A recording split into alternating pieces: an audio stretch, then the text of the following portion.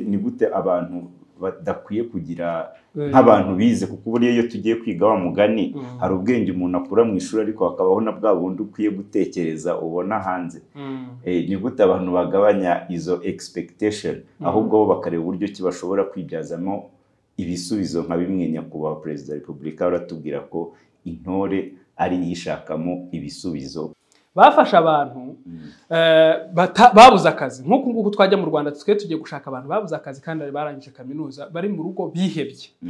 Barangije barababaza bati nk'uko wowe uri umunyamakuru bamubaza ati se tubwire ko umaze warangije kaminuza ukaba utafite akazi ukaba wirirwa mu rugo ukavuga ko ubuzima bwakunaniye rwose nta nicyo bimaze kubaho, abo bantu abenshi bari baragize na attempt zo kwiyahura na TikTok, ukaba connected na Snapchat, ukaba connected n'ibindi bintu bisetsa bigira gutya biguha ibyishimo by'akaga gato, aho uhugukiye ukabirambira ugahita utekereza ukibuka yuko nta mafaranga uzinjiza ku kwezi, ukibuka ko na mega uzazisaba kandi warangije kaminuza.